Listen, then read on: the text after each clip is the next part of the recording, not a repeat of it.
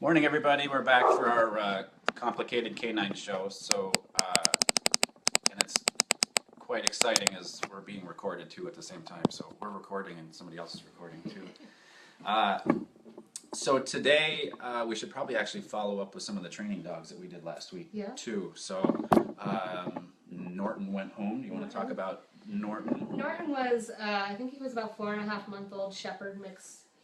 A lot of energy in that dog, and he came a long ways in just, was it 5 days he was here?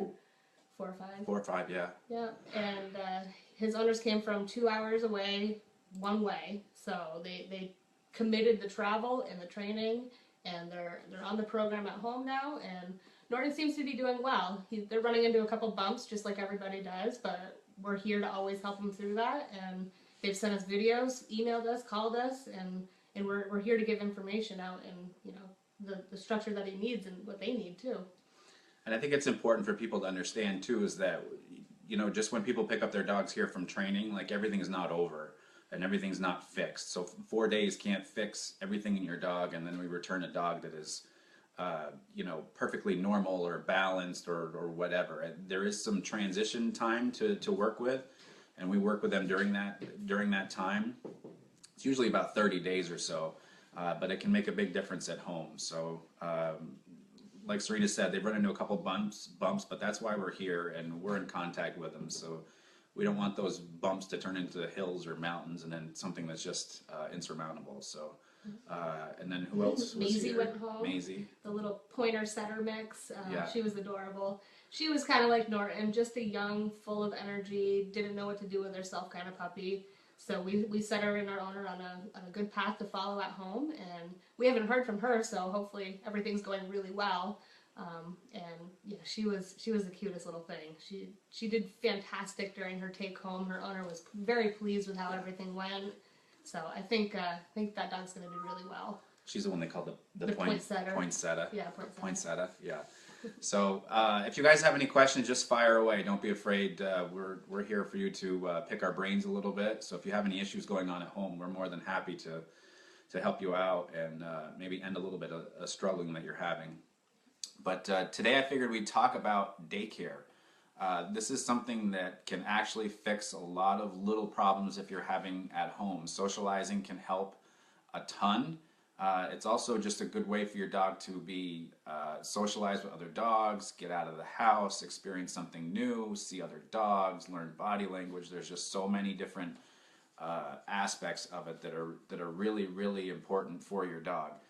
On top of that, your dog usually comes home a little calmer, a little more tired, maybe exhausted, and most of the time you just have to feed your dog and call it a night. You don't have to take your dog for a 4-mile walk when you get home from work. So, when they're here, they're interacting, and we're going to kind of go down through today a breakdown of how we handle it, what we look for, how we handle play, what we kind of view it as, and go from there. So again, if you guys have any questions, feel free to fire away and let either Serena or myself know. Or if you want Serena's opinion, I'll shut up and you can talk to her about it. So, but otherwise, I think there's a big, I don't want to say myth, but there's one of the biggest aspects of people that view dogs is that everything is a pack, or everything's pack oriented.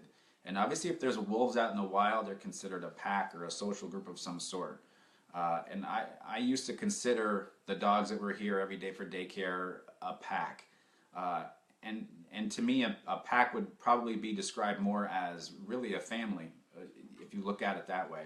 So, if a dog is here 1 day a week, and it's here with the same dogs, I really wouldn't consider that a pack. I would look at it as a group. My opinion, my view is I get together with a bunch of guys once a week to play basketball. It doesn't mean that we're family. I look at it like we're just a bunch of friends, or we're just a group of people that get together to play. So that's kind of my take on it. What's your thought? I would say the same thing. If I had 6, 7 dogs at home, I might consider that a pack because it's different. But here, I don't consider when I bring my dogs part of the pack. I consider it part of the group because they're not with the same dogs every day. It's all different every day. And I think like what she just touched on, the dogs that are at home that are living together, I would consider a pack because they're around each other all the time, and they look at each other that way. And there are ranks that go, you know, with them, but obviously we want to be, you know, at the top of that ladder, top of that pyramid as it breaks down. So I think there was, and I can't remember the guy's name. There was a scientist that pretty much proved to everybody that you know, dogs were pack animals. And then I think it was about 2 years ago he came back and completely debunked his own theory that they're not pack animals. So something made a switch in his brain. But I think a lot of times, and in the dog training world, I think the word pack is used and probably just overused. Yeah, I think I'd say it's so. it's everywhere. Just like dominance, that's way overused. Yeah, and that's a whole different show, I think. Yeah. So as far as, you know, a pack is concerned, and the way we look at it, you know, the group that's here today, there's a number of dogs. There's a core group of dogs that are here, you know, every Thursday. And there's Lauren with all of her hearts again, the machine gun hearts. The dogs that are here every Thursday, that core group, I don't look at them as a pack. I mean, if I bring a brand new training dog out into that group, I don't consider that dog a part of the pack. There's definitely a mentality and a vibe that goes along with it, or you know, a socializing aspect of it. But to me, we just look at it as, you know, this dog it's just a part of the group. It's, you know, I mean, I think you could say the same thing as far as when kids go to school and class. They're in a class. They're a group of people. They're not family. You know, I think family would tend to run a lot deeper than a group would. So that's really first how we view the group, and then we get into you know, how we run the group. So you want to touch on? Yeah, I mean, when we bring dogs in, especially new dogs, we don't just let them go. We create an area. Cut them loose, let them ride. Where there's no dogs when we're bringing them in, kind of like a big bubble around them, so they're not, you know, being pressured into a whole group of dogs. So we make it as comfortable as we can for them to enter without, you know, putting a lot of pressure on them.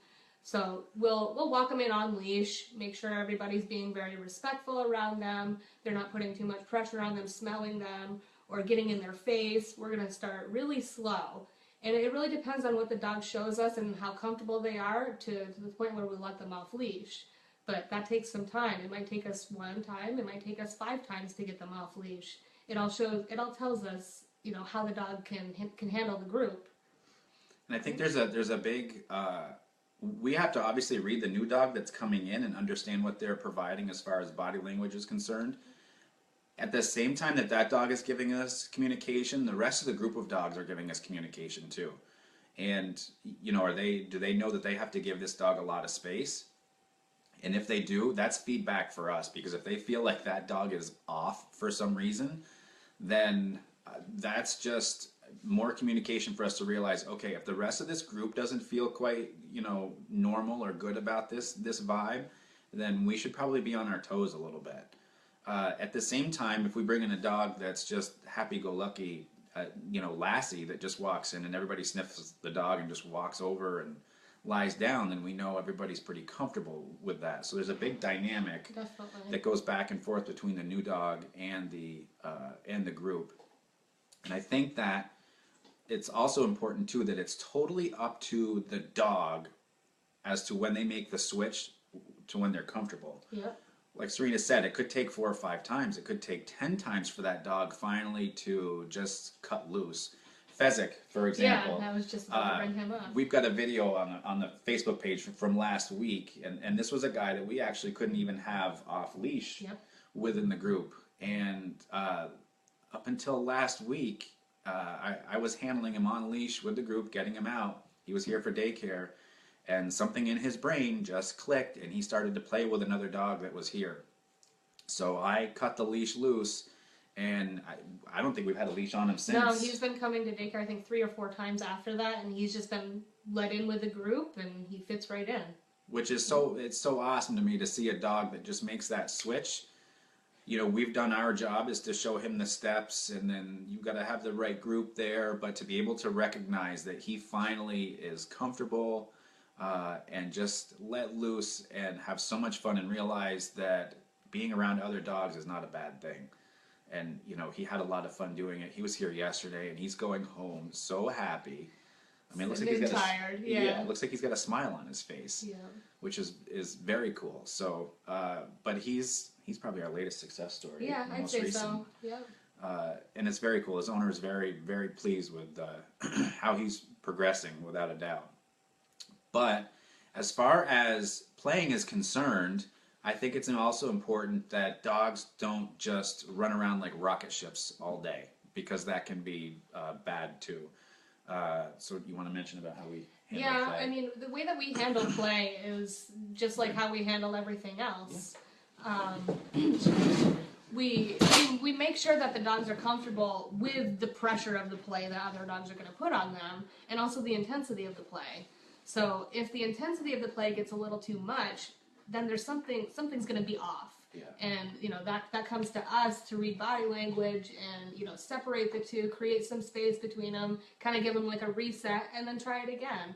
But if there's too much pressure on a dog when they're starting to play, stuff can go sideways really quick, and if we don't catch it, it can end up really bad.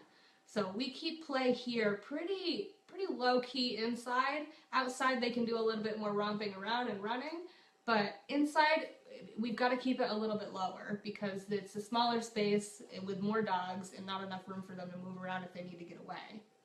And that's a lot of pressure on the dogs too. Like she said, if they don't have the ability to move away or get away, then that's when things can go sideways. But that's also why we have the amount of staff that we have, while we read the body language that we read, everything that goes along with it. So it's important for us in that aspect to be able to handle that, to recognize it, and also to be able to put a cap on it too.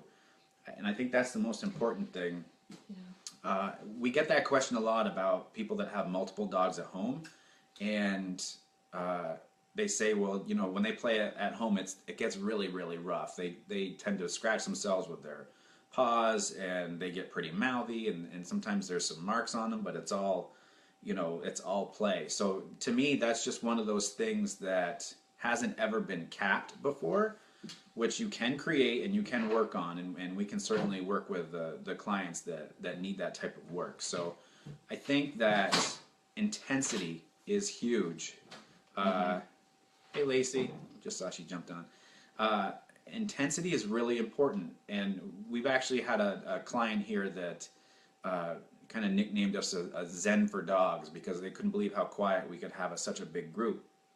And honestly, we're not actively trying to calm everybody down at the same time. We don't go around and put everybody into a sit or lie down or do whatever we need them to do to quiet down. It's something that they do. They can actually self-regulate themselves, so that they can understand how to be around other dogs, how to socialize, how to interact, and just be able to not run around like complete rocket ships. Which, again, if you think about it, how many dogs get into trouble from being too excited compared to being calm, right? And I think that's really important for people to understand, that intensity of play and intensity of aggression, we've talked about this before, they're both very high. But we want a calmer group. It's much easier to handle, and a lot more interaction. So we get questions too from some owners of when do you know it's time to correct a dog or two dogs that are playing, and we always tell them, if you're uncomfortable with it, step in. It's simple as that. If you see that something is going a little out of your comfort zone, just step in and separate them, kind of give them that reset again, and then let them go play again. But they can't go back to that same intensity that you corrected, or else it's back to step one. Yeah, and it's that feeling in your stomach where you're just kind of like, I don't know about this. This might be getting a little bit rough. Then that's when we just step in, make a correction sound of some sort, and then really, let things calm down a little bit. And we're not saying that they can't ever play again. We're just getting them to calm down, and then they can go back to playing. So we're just making them aware of the actual play and the intensity. Not that they can't play or that they shouldn't play or anything like that. So, but then obviously the other side of how we run the group and the handling of the play is the downtime that goes along with it. Yeah, downtime is super important. I have a husky at home, and if I just let her go and go and go, play, romp, run, do all that stuff with zero downtime, I'd have a super overstimulated dog at the end of the day, and she wouldn't know what to do with herself. So the importance of downtime after play or after any socialization is super important, just to let their brain shut off, refresh, and start over. I mean, there's a lot of dogs that come in that we see that are just so overstimulated that have never seen or heard of downtime until it's 10 o'clock at night, when they're just crashed because of all the adrenaline that's been running through them. And those dogs tend to get in a lot more trouble because they're adrenalized all day long. So downtime is super important for any dog, puppies especially, but even for adult dogs, it's very important for them. And there's some dogs that do know how to regulate themselves. You know, when they get done playing, they're done. They're gonna, you know, walk over to maybe to the outskirts of the play area and lie down, or they're gonna go find a bed to lie down on and just hang out there. Other dogs just don't seem to have that ability. It's like a kid that just walked into Disney. They just want to zoom and go everywhere as fast as they can for as long as they can. And if you think about it, if that dog gets daycare once a week, and maybe not too much activity besides, you think about how much pent up energy that dog has, kind of that cabin fever type feeling, where when they finally get let loose once a week, we see that, and then they just go, and it's rocket ship time. And because there's so much pent up, they don't understand that that downtime is needed too. So there's some dogs that we actually will put into some of our dens, just to help. We restrict kind of time and space, so they understand that it's time to settle down, because those dogs will just pace. Yeah. And they'll just circle. And the they'll pacing just drives me nuts too. So I Yeah. have to put them up when I see that pacing Yeah. start, because I mean, or we'll put them on leash and settle them down that way too. But most of the time, they go back into a den and just relax for a while. And those dogs that pace usually don't. You know, every time a dog does something, there's a motivation for it.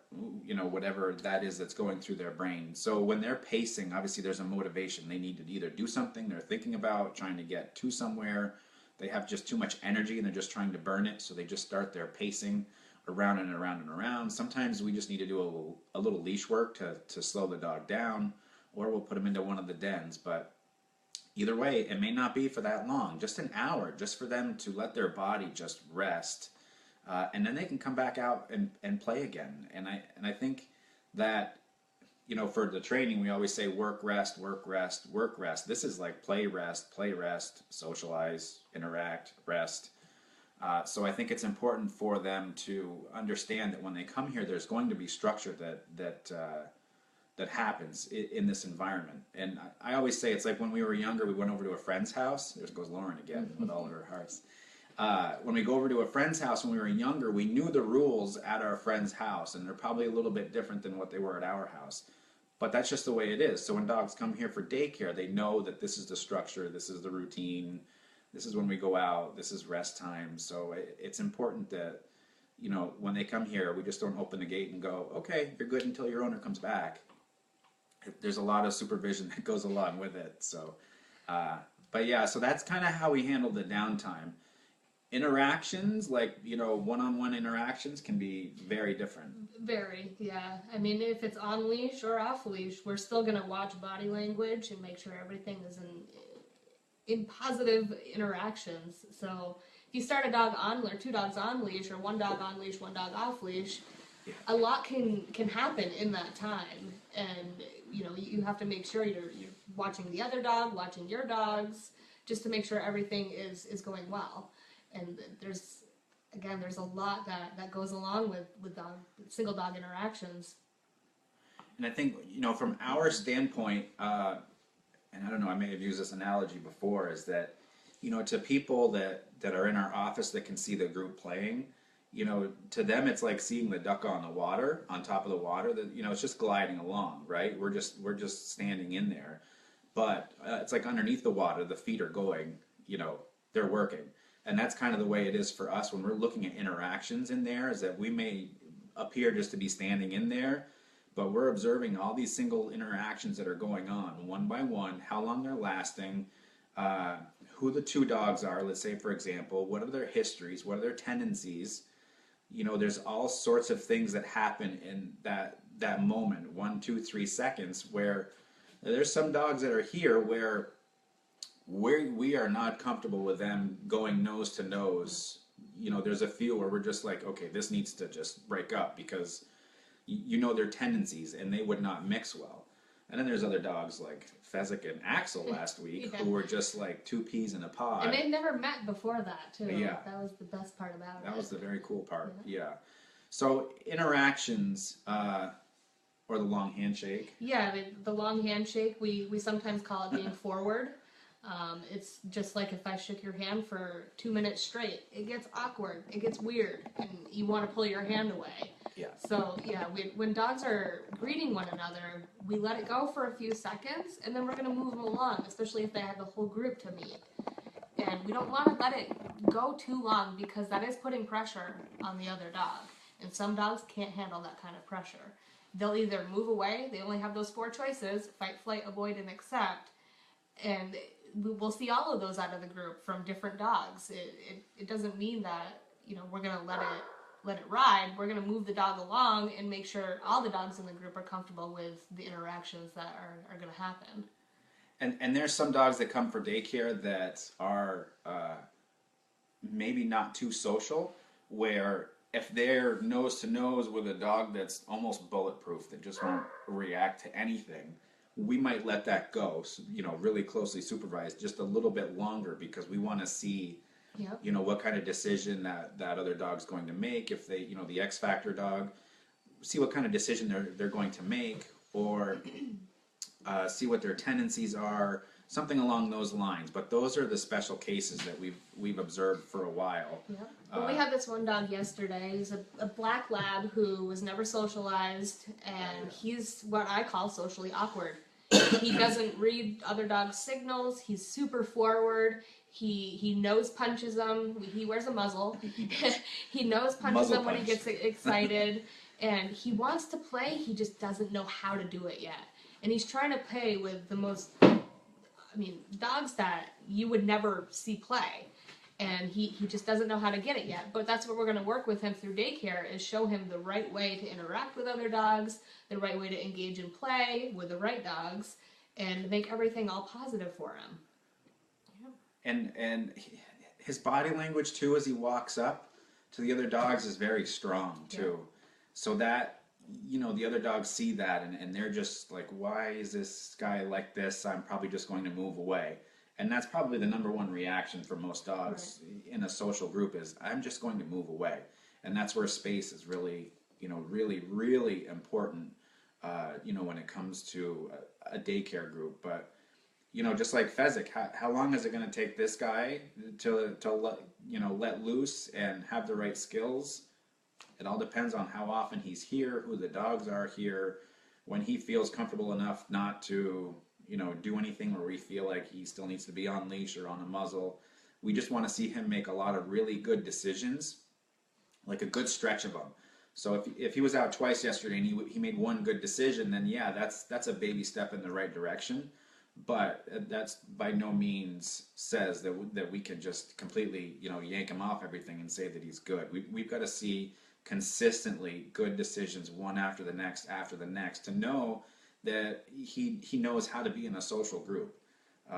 And here's another thing too, as far as a social group, we don't include food or toys.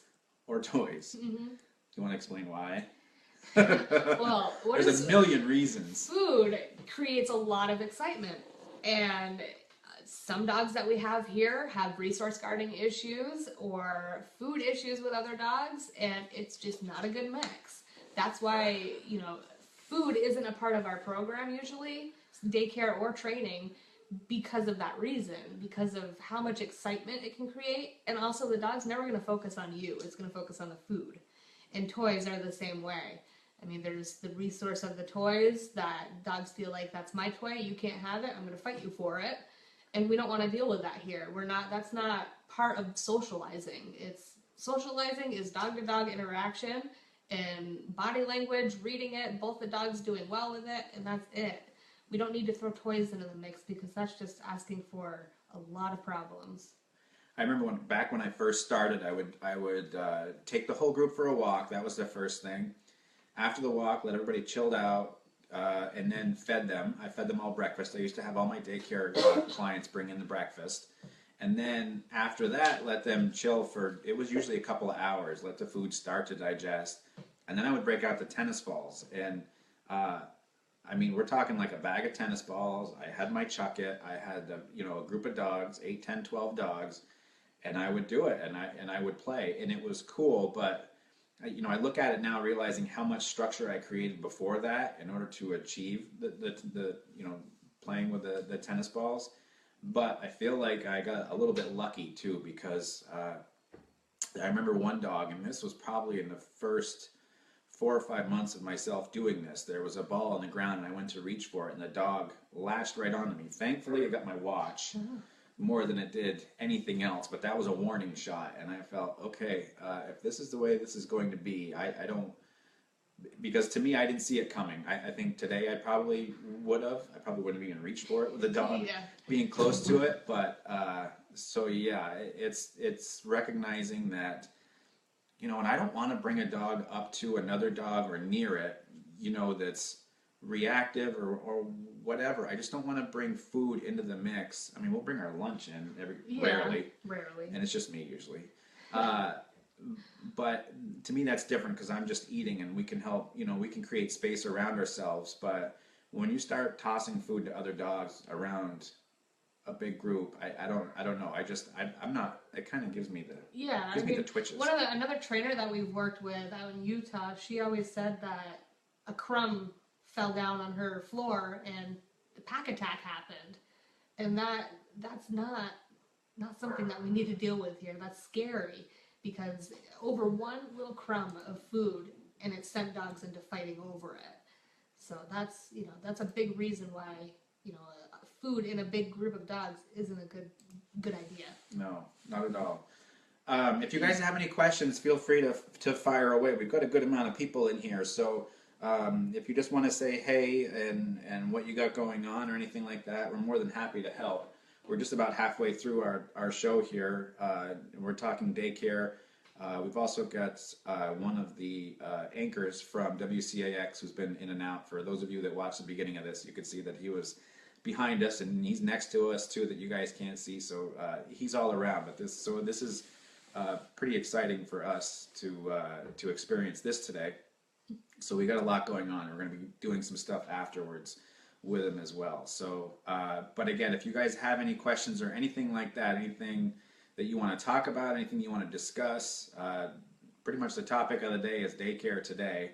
And we're more than happy to answer any questions that you have as far as the group and how we handle it and what to look for and body language and everything else that goes along with it. So pretty much lastly that comes with the daycare is just straight up socializing. And that's what it's all about. Yeah, it is. I mean, from puppies to older dogs, socializing is super important. I mean, it can build confidence in them, especially for puppies that are going through those fear periods. Building the confidence is super important in teaching them how to be with another dog, to read the body language, to let them know when enough is enough when they're playing, and for them to get corrections from the senior dogs. Those are all good things that we let happen here to a point. But socializing from puppies to senior dogs is perfectly good for them. Some people say, oh, my dog's 18 or 16 years old, he doesn't need to be socialized, he hates dogs. But in reality, that can still happen. We've taken old dogs here that have had a history, and I mean, we get them into the group and they're fine. So it just all depends on how you're doing it and how you're dealing with it. Carrie, we are still live, by the way, too. So somebody else, Farron, commented right after you. So Farron, that's funny. So Athena's been here before, for those of you that don't know. So that's funny that her tail perked up hearing us. That's pretty awesome. And I've heard like some of the online courses you guys have seen probably on our website. By the way, the website is up and launched. We posted it. Yeah, we posted it on Sunday. I was hoping to have it launched during our Q&A on last Friday, but from what I understand, we were just, and I was right in thinking this, we were just waiting for two computers to end up talking to each other. And finally they did, and our website got launched on Sunday. So if you guys have a second, it also has a new home. So it's not at VT Dog B&B anymore. It's www.vermontdogtrainer.com. So take a peek at it.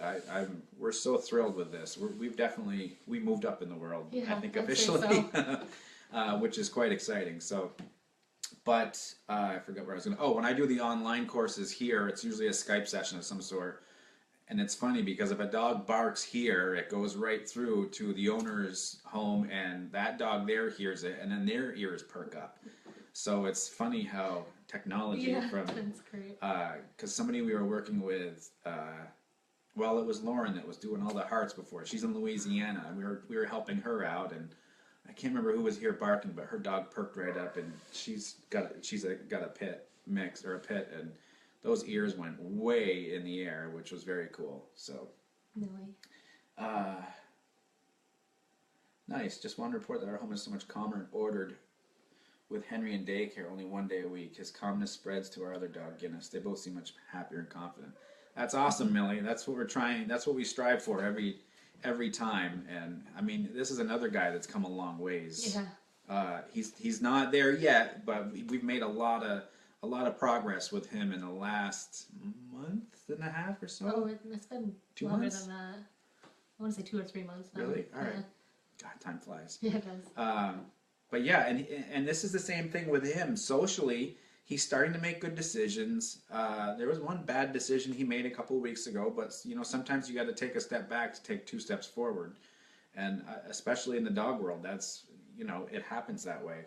So, we're just kind of he continues to make good decisions. They're not fantastic, but again, we're making progress with him, and as long as we're making progress, and I just want to make sure things are headed in the right direction. So looks like he is so did I miss her preview? He's a Shepherd Collie Chow mix. Not sure if it's a jealousy thing. The dogs will go to play with him, and he'll growl and on occasion snap at the dog. Is he older than the other dogs, Carrie? Because part of the reason that we ask that too is that older dogs, they've got the been there, done that attitude. Yep. And if there's younger dogs that are playing around, sometimes those older dogs just want a little bit more space. And sometimes that bark or that growl or snap is just enough to make, to create that space around him. He's 9. He's 9. Yeah, see, so you've got that older dog that's just trying to create a little bit more space around. I would say, we always say nobody knows your dog better than you do. If that's all he's doing is just snapping and just trying to create some space, I think you're okay. Yeah. If he's starting to make contact and starting to really, want to rip and tear into your other dogs, then it's a different communication. Right, and it's up to you also to, when you see that happening, to create space with the other dog and get him away from your dog, because he's telling you that he's uncomfortable. He's showing signals that, he wants his space. So creating that space for him, he's going to look up to you as well. Because if that other dog doesn't care for those signals, goes back after the snap, things can go sideways really quick. So you stepping in, creating that space is going to help him in the long run, and also that other dog too, that when those signals are being put out there, the other dog's going to understand a little bit better. He's made contact. Just bite marks to let them know. Yeah, so like Serena was saying, because your correction or you creating space in between them, it goes both ways. It's a correction for the dog that's moving in too close, and it's also communication to your older dog that you are sticking up for that dog. So to me, when that play starts, the preventative part of it, the proactive part of it is just getting your older dog moved away, right? Or it's having the younger dogs play somewhere else. Was there more than 2 or 3? The dogs will go and play with him, so there's more than 2 by the sounds. It's keeping the younger dogs, just creating more space. I think that's the first thing. If they're getting close, then that's when you step in. It's just like when Serena was talking about intensity of play earlier. When it gets to that point where you're a little uncomfortable and that voice in your head says, this is a little bit much. I probably should step in. To me, I would look at it like as soon as those younger dogs get a little too close, and you're like, oh boy, it's close. That's the time to move in and either cut the play right off for a second, let them chill out, maybe go to a different part of the house or whatever, and then they can play again. But it's just letting them know when they get near your older dog that it just is, you're trying to stick up for them. So that's what I was thinking. But you don't want your older dog to feel like he's being punished. And I can see where you're going with that as far as correcting for the bite or the growl. In that case, I wouldn't correct the growl. I wouldn't correct that either. No. He's got to be able to have that tool to use to make sure that he can communicate with your other dogs. If you take away the growl, you can create a silent pistol, really. Yeah, it's a sniper. When you take that growl away, then that dog has no communication, vocally or anything to do, and all of a sudden, that dog just explodes with something. So not if I lock him in a room to get him away from the other dogs. I mean, when your other two dogs are playing, are they trying to initiate with him, or is it just they're bouncing into him as they're playing and roughhousing? Because I think it's important. I can see what you got going on here. The other thing too is if your older dog moves towards them, if he's trying to chill them out, you might want to chill them out for him. Yeah. So Carrie, I guess there's a couple questions there. The first one is, does your older dog move in to correct the younger dogs? Because sometimes the older dogs think, this is too much. You young skippers here gotta chill out. Just getting close when the foster is trying to play.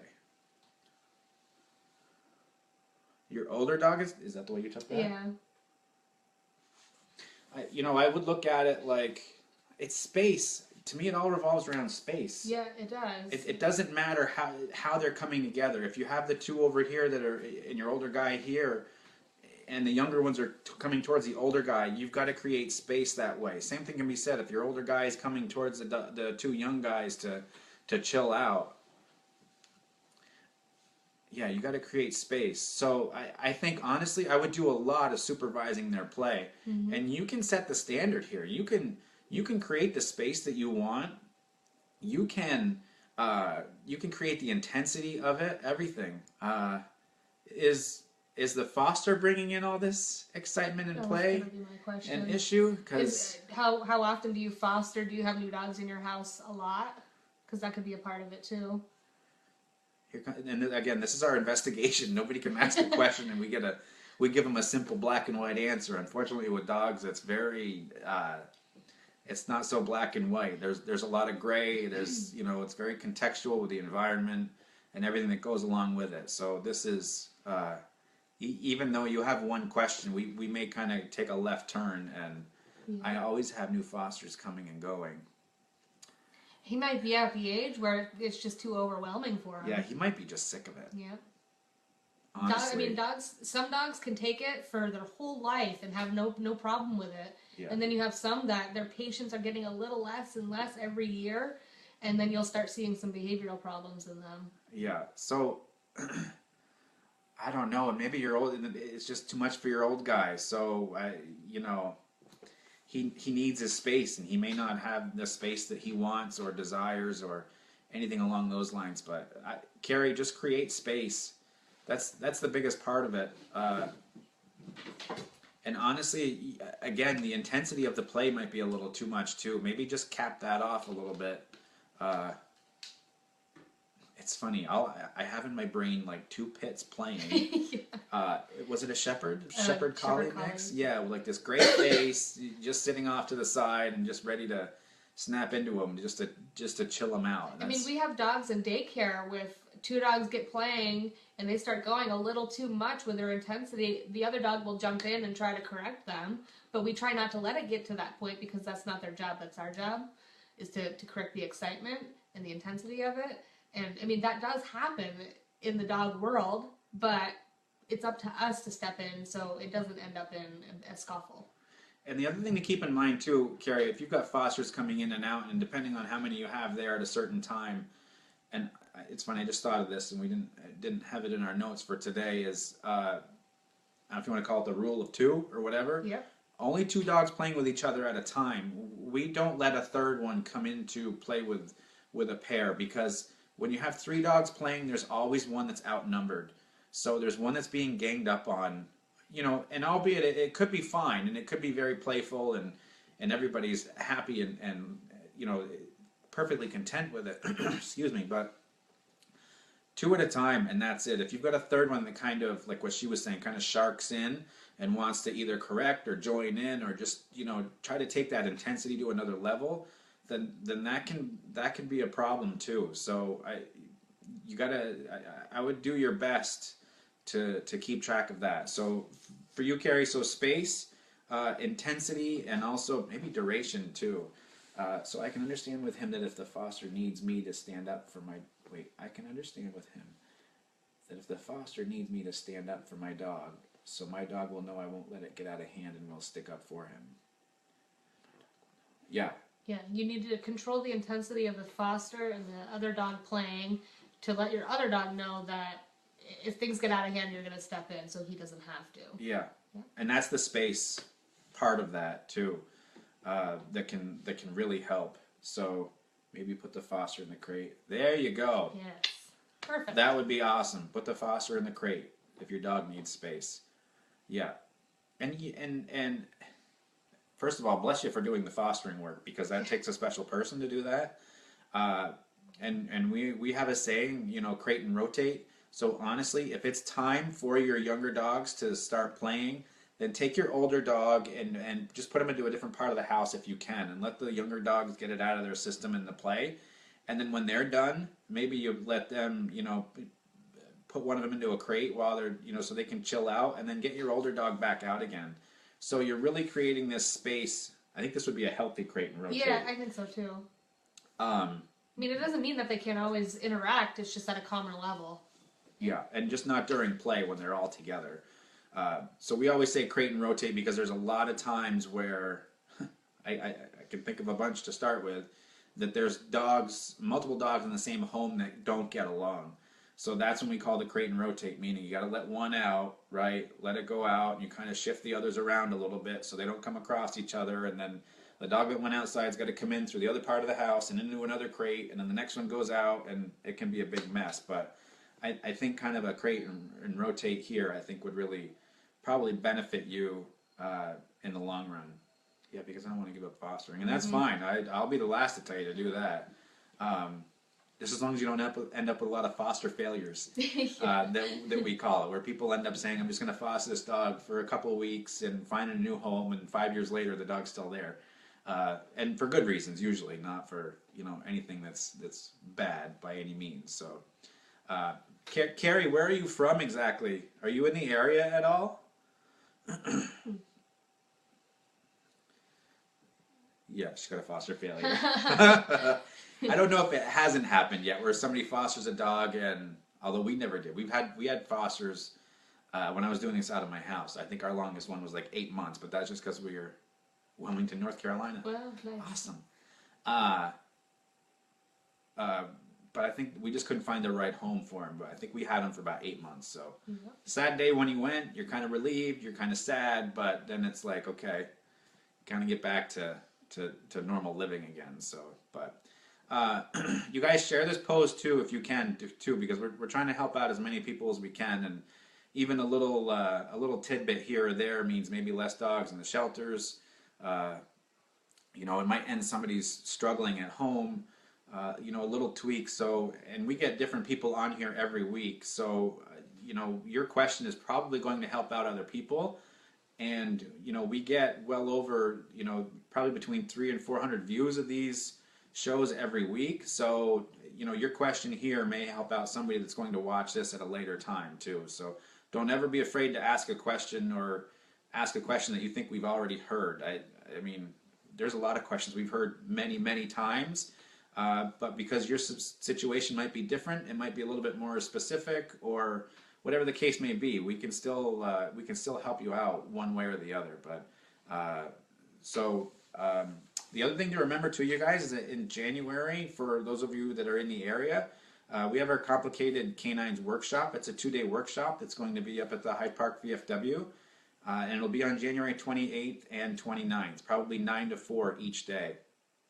We've got an event page set up on our Facebook page. So I would just ask that if you end up going, if you want to go, you can just click the going button.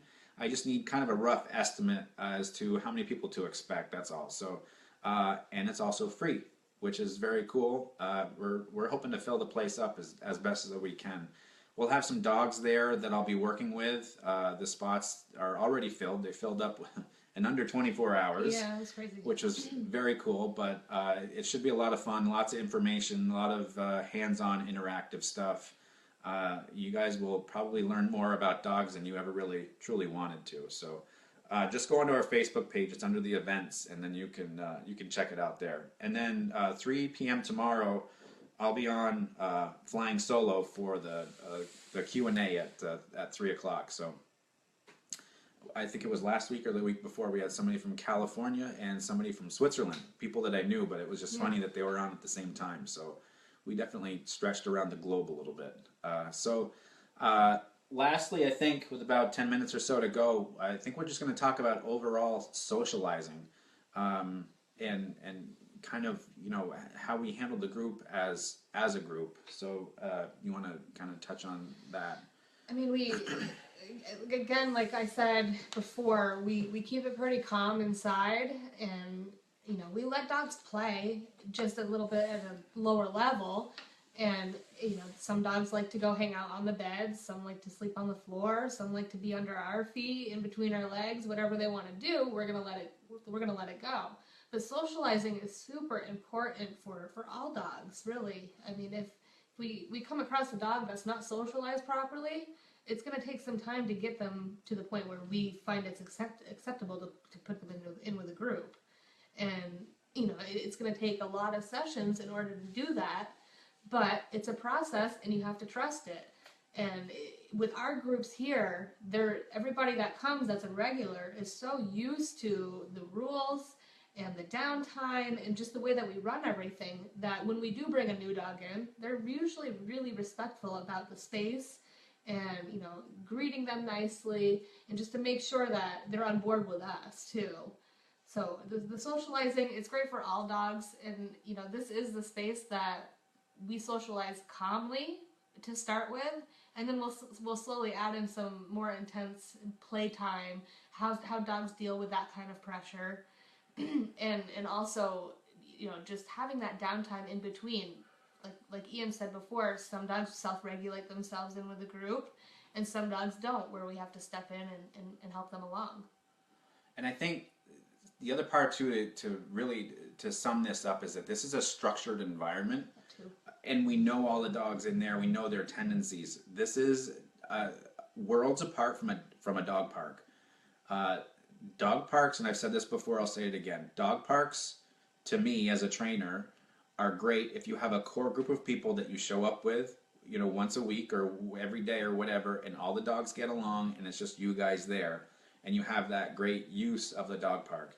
Going at a random time with your dog, on a weekend when there's random dogs out there and you don't know them, to me that's a recipe for disaster. That's just, I'd probably safe to say, our opinion that goes along with that. So you guys, if you're in North Carolina or wherever you are, go look at the daycares. Stop in first. See if you can just watch the group and see is it intense, is it subdued, is it safe. There's really a lot of questions that go along with it. Making sure everybody's up to date on vaccinations. What kind of process is there to get your dog in there? Always set your dog up for success. That's great. I love that. I think that's important. Going to a dog park at a random time when there's 20 or 30 dogs there, to me, is not setting your dog up for success. It's asking a lot of your dog all at the same time. Just, too much for them sometimes. So I think it's important to just do a little bit at a time, as kind of what Melissa's probably mentioning here. So, look into daycares. They're popping up everywhere for good reason. They're good facilities, and it's important. There's more dogs that are getting more help And that's really what this is all about. So, when January comes around, hopefully nobody ends up with a puppy underneath their tree this weekend, because that would be bad. But shelters tend to get overrun in January because all the dogs that get adopted as birthday present or as Christmas presents, they don't work out too well for a few weeks most of the time. So if you did get one, call us and we can help you get through the whole process, especially during the cold weather months. So I will say potty training a puppy in the wintertime is rough. because you did it. It's rough. Yeah, I got a puppy last October, and it was rough. And she's a husky, so she likes to be outside, and I don't. Yeah. Yeah, it was rough. It's a lot of work. Wait till the springtime. Just, if you're getting a dog for your kids, just, put a ribbon on it and call it a late Christmas present for the spring. And that way it's much easier to get them out, and, get the walking, get the training done and that kind of thing. So that's going to be pretty much going to wrap it up for today, guys. So we'll be back. I'll be back on tomorrow at 3, and then for those of you in the area, I'll be on WLVB in the morning at 7:50 for Talking Dogs with Roland. So we'll be talking Christmas stuff for obvious reasons, and then that pretty much does it. We've got some training dogs coming in next week. What were you going to say? Nothing. Oh. No. We've got some training dogs coming in next week. We've got a dog here that's a good handful. That we start training with next week. He's here for boarding now. We've dabbled a little bit with him with some work, and he's starting to show little improvements here, which is kind of cool. But next week we're going to be probably going full on with him, so it'll be fun. I'm sure we'll have some stories for you guys. So don't be afraid. Jump back on tomorrow at 3 o'clock, and I can answer any other questions that you guys have. So you guys have a good holiday weekend, and we'll catch up with you guys next week. Have a great day.